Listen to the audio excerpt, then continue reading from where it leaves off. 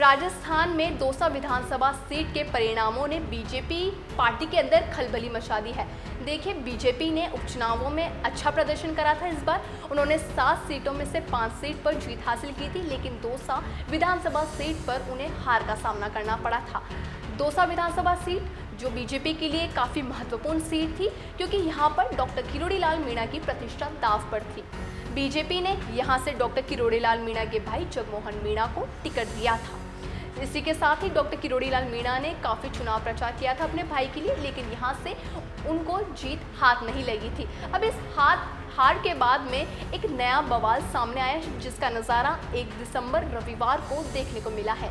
देखिए, दौसा में बीजेपी की संगठनात्मक बैठक से पहले एक बड़ा हंगामा देखने को मिला, जहां पर बीजेपी के कार्यकर्ता रितेश पारिक और जिला अध्यक्ष प्रभु दयाल शर्मा के बीच में गाली गलौज का वीडियो सोशल मीडिया पर अभी काफ़ी वायरल हो रहा है।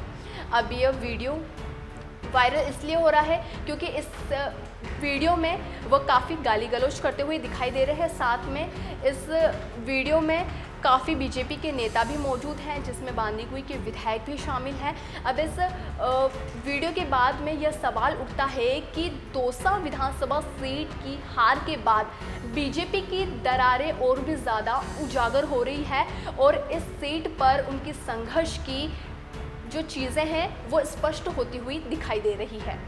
दौसा की हार के बाद किरोड़ी लाल मीणा ने अपनी पीड़ा व्यक्त की। उन्होंने कहा कि हार के कारणों की समीक्षा की जा रही है और पार्टी इसे अपने स्तर पर ठीक करने का प्रयास करेगी।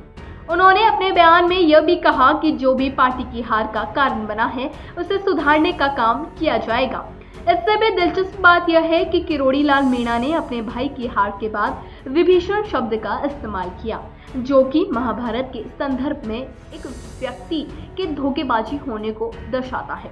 इस पर उनके भाई जगमोहन मीणा ने अपनी प्रतिक्रिया दी। उन्होंने कहा, मैं तो लक्ष्मण हूँ और मैंने हमेशा अपने भाई के लिए काम किया है। अगर वो विभीषण की बात कर रहे हैं तो उसे भी ढूंढा जाएगा।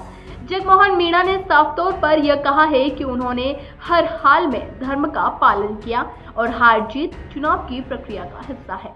लक्ष्मण की भूमिका में मेरी भले ही कमी रही हो मेरी तरफ से, और उस आदमी की तरफ से राम की भूमिका। मेघनाथ की बात हो रही है। अब मेघनाथ को देखें, वो पकड़ के लाएंगे तो कौन, हाँ। पकड़ के लाएंगे, सरेआम पता लगेगा मेघनाथ कौन था। कब तक खुलासा हो जाएगा? कर रहे हैं, बातें कर रहे हैं, देख रहे हैं, सोच रहे हैं। रिजल्ट शीट मंगाई है, विश्लेषण कर रहे हैं, देख रहे हैं, कार्यकर्ताओं से बात कर रहे हैं, पूछ रहे हैं, तो कोई होगा तो पता लगेगा। दौसा की हार के बाद बीजेपी अब अपनी रणनीति पर पूर्ण विचार करने में जुटी हुई है। पार्टी के भीतर अंदरूनी असंतोष की भी घटनाएं पार्टी के लिए आगामी चुनावों में मुश्किलें खड़ी कर सकती है, क्योंकि दौसा जैसे महत्वपूर्ण इलाके में हार ने नेता और कार्यकर्ताओं के बीच में असंतोष को बढ़ावा दिया है। हालांकि बीजेपी के नेता अपनी हार की समीक्षा करने का वादा कर रहे हैं और यह भी कहा जा रहा है कि पार्टी अपने संगठन को मजबूत करने के लिए कार्यकर्ताओं के बीच समन्वय बनाने का प्रयास करेगी। कुल मिलाकर दौसा उपचुनाव की हार ने बीजेपी के अंदर खलबली मचाई है।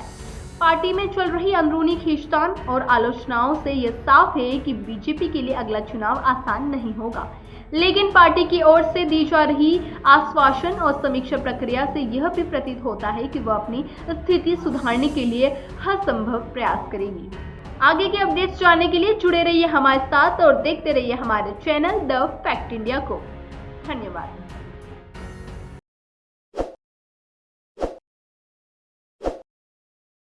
ताज़ा खबरों के लिए विजिट करें द फैक्ट इंडिया की वेबसाइट और डाउनलोड करें द फैक्ट इंडिया ऐप।